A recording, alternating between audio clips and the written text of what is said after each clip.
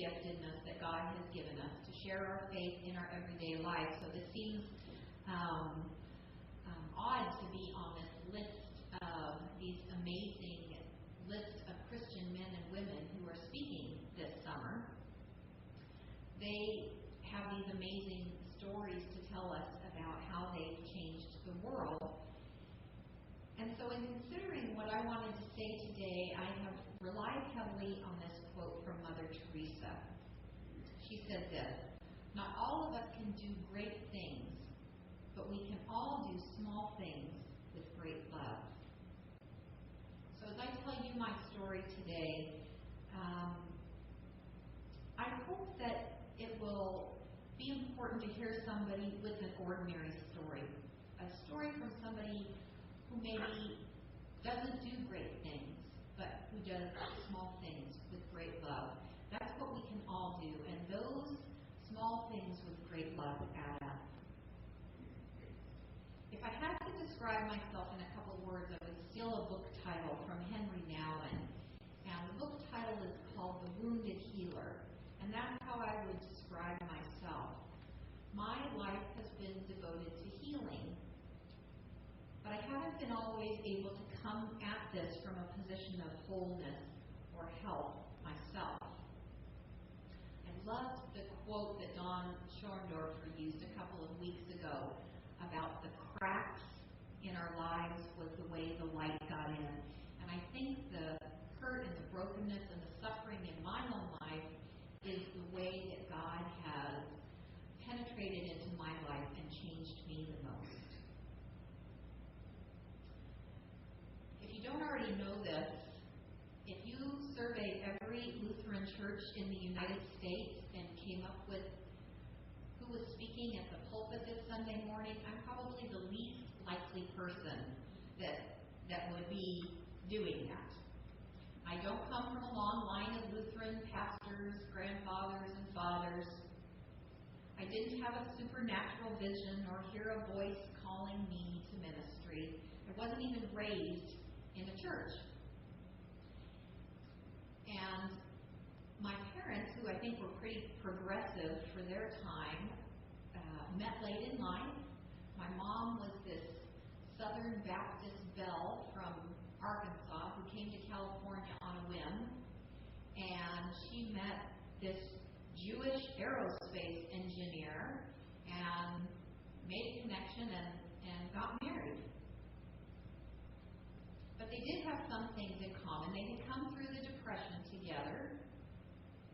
They both came from large, really poor families, and they both had fathers who had abandoned their families at early ages. They had both been exposed to faith and been trained in their own faith traditions, but I guess they were damaged by what they saw. They would come to church, to their congregations on Sunday mornings, and see people dressed up in their finest and acting very pious, and then they knew these same people would go out during the week and cheat their neighbor.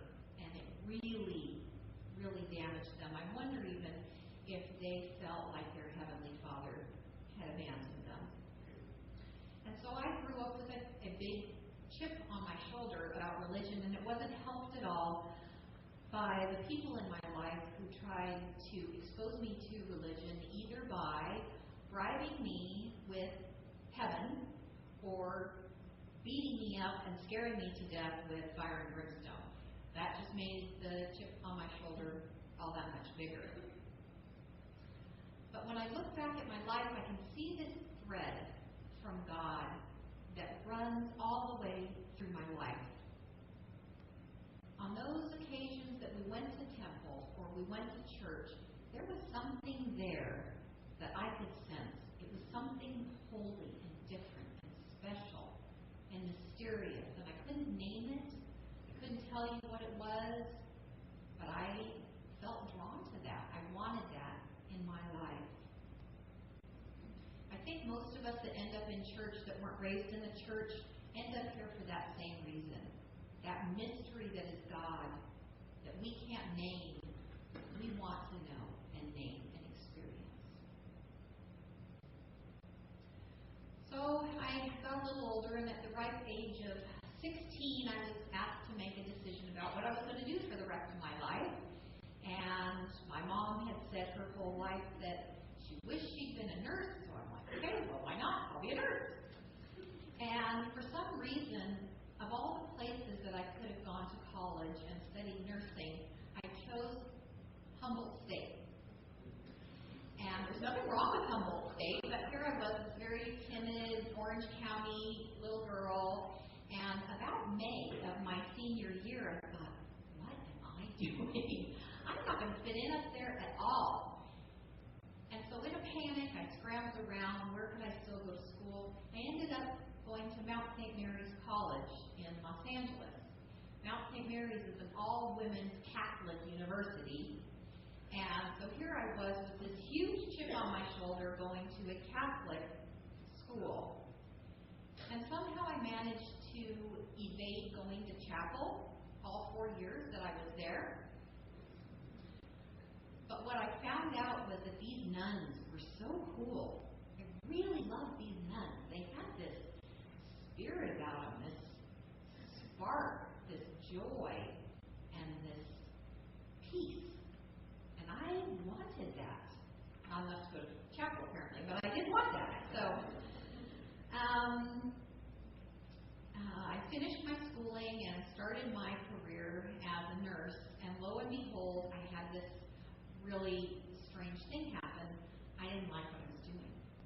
I was, first of all, working graveyards when everybody was supposed to be asleep. I hated that. Nursing was much more technical and rushed and impersonal than I expected it to be. It wasn't what I wanted at all. And I remember in particular this one little baby that I would take care of pretty much every night. This little baby was born with one hemisphere of his brain missing, essentially, and required a lot of supportive care. And I just loved this little baby and his family. And we were having a family dinner one night. My sister was in school, and she liked to, I think, try to create trouble, basically, stir things up. And I was talking about this baby, and she made a comment about what a waste of money that was. And that wasn't money well spent. She would not say that to this day. But, and I just went ballistic. And I couldn't explain it at the time, but that was that God thread in my life that I didn't really know to name or understand yet, so I couldn't put words to it. But really what was underneath that was, this is a child of God, made in the image of God, loved and precious with a soul. And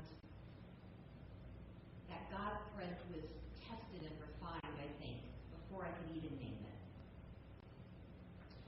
So my career took a turn. I went into home care, which was a much better fit for me. Kind of got to deal with the whole person, got to have conversations with people and look at the whole of their lives. And then I did case management for a while. I got to see how the whole medical system works.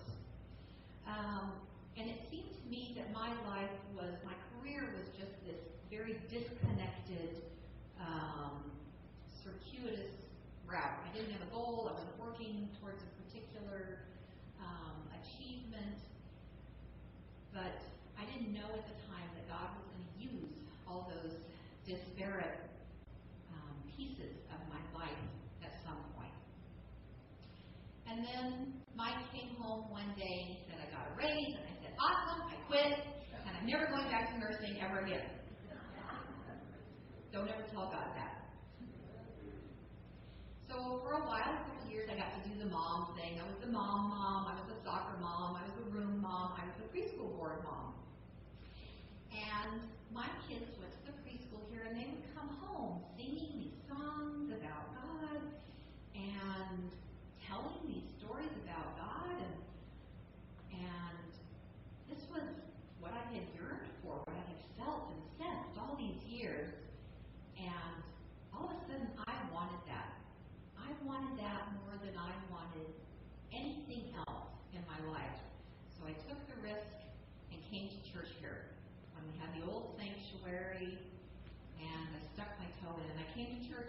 for a couple of months, I don't think I heard anything, because my heart was beating so hard just being in church. I felt like such an outsider. I didn't feel worthy to be there. I didn't understand the service and what was going on. But I kept coming because I wanted to know this God. And then I took a risk and I did something really risky. I started going to Bible study. That was scary. I didn't even know the Old Testament from the New Testament, but I got to meet some of you, and you were just normal, real people, and you just had normal, real questions and normal, real problems in your life, and you influenced me so much. And then I thought I'd get really brave, and I made fruit kebabs for Vacation Bible School one day. That was a big step. And then I started helping in Sunday school, and that was really fun. And then the next year I came back and I taught Sunday school, and that was really fun. And the first service, there were some people there that would have remembered this. I don't think any of you probably were there, but I ended up doing crafts for Vacation Bible School, and we had 200 kids, and God bless these women. We made plaster of Paris animal footprints one of those days. 200 kids making plaster of Paris animal footprints on VBS. And everything that I thought that I was doing to try to serve just grew my faith more and more. Virginia and I started a new ministry called the Brownie Brigade. And we would take brownies out to people that were first-time guests on Sunday mornings. And that was terrifying, because what if I delivered these brownies and somebody was actually home and they answered the door and asked me questions? And usually people just said thank you, and it was a pleasure. And then one time somebody invited me into their house, and we sat and talked for 2.5 hours about the church and about God. My faith grew, and that God thread got woven deeper and more beautifully into the fabric of my life. I'm not trying to tell you that any of these were great things, because they're not. They were not big things. They were just small, little things. And I did them with the love that I was picking up here at church, the love that I understood that God had for me. Just like the woman in our gospel lesson today. And eventually I went back to work part-time. I worked with schools because my kids went to school. I wanted to work their schedule. That worked out perfectly. And things were going swimmingly until I hit the sandwich generation. A lot of you were there, or you've been there. But doors started closing in my life instead of opening. And jobs were lost. And my parents grew ill. And my wonderful children became teenagers all at the same time. And we moved, and we moved, and we moved. And every time things seemed to settle down a little bit, another challenge or another loss would come up. And I questioned this God. Why are you allowing these things to happen in my life? I don't understand. I've been faithful. Why is this happening? I kind of felt like that God thread had been severed. Of course, that's not the way that we look at God's presence in our lives, but that's the way it felt to me at the time. And then one small little comment changed the course of my life again. Pastor Bill, some Sunday morning, said, "We don't have a church secretary, and we really need one." And I simply went up and said, "Well, I might be able to help you with that." And so I was hired here as the church secretary, and all of a sudden I was so thankful that I had those administrative skills that I had picked up when I worked for the schools. And I was so grateful that I had volunteered and helped at the church and done some Bible study, because I kind of knew how the church ran.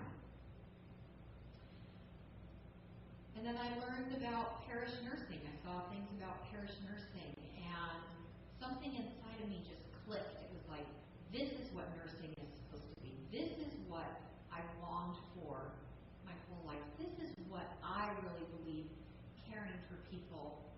is about. So I stepped through the doors that seemed to open for me, and I knew that I needed some more training, so I did the Stephen Minister training, I did parish nurse training, but I realized that if I was going to be a leader in the church, I didn't have a good enough theological grounding to do that. So it was suggested that I go to seminary. Seminary and sermon are at the top of my I will never do this list. I don't know what yours are, but I'm sure there are some. And so here I'm this middle-aged woman, not raised in the church, going to a master's program where everything up here has gotten all rusted and crusty, and with these young, vibrant men and women who can quote chapter and verse, and it was wonderful. It was amazing. And those people influenced me, and that God thread just kept getting stronger in my life. And my story is not unique. Each of you here today has a story just like this. All I did was bring the gifts that I had. I was given the opportunity to try and grow and fail.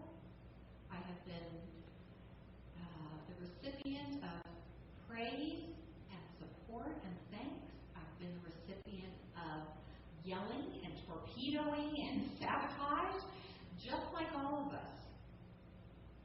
But I am who I am because of who God created me to be and because of the influence of God's people on my life. And you're who you are, I think, because of that same thing. We're meant to be the church together. Deb was kind enough in the first service to put in one of my favorite songs. It's called The Summons. It's about, will you come and follow me if I call your name? And it was used at my commissioning service. I love it because I think it talks about God's purposes for each of us in the world. Some people are going to do great things. They're going to go to MIT and have a PhD in designing wheelchairs that get the disabled poor off the ground. And they're going to do that with great love. Some people are going to lead emancipated foster youth to Christ. And they're going to do that with great love. But we can also do all kinds of small things with great love. A hospital visit, a listening ear, a meal for somebody who is sick, food for the food pantry or the homeless. They may be small things with great love, like the woman in our gospel lesson today who bathed the feet of her Savior with her own tears and perfume. Maybe somebody that helps carry a cross to Calvary, or who donates an unused tomb, or who gives the couple of small fish that they have. God doesn't call all of us to do great things, but He does call all of us to be His church, to hear His summons, and to follow Him. And I have a quote that I want to read you. It's from Frederick Buechner, one of my favorite authors, and it's about vocation. And vocation is the work that God calls us to in life. And this is what he says. There are all different kinds of voices calling you to all different kinds of work. And the problem is to find out which is the voice of God, rather than that of society, say, or the superego or self-interest.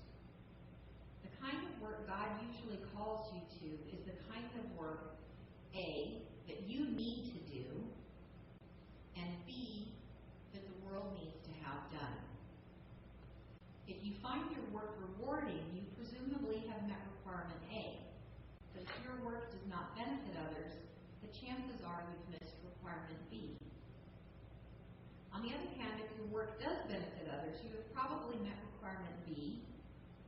But if most of the time you are unhappy with it, the chances are that you have not only bypassed A, but probably aren't helping your customers much either.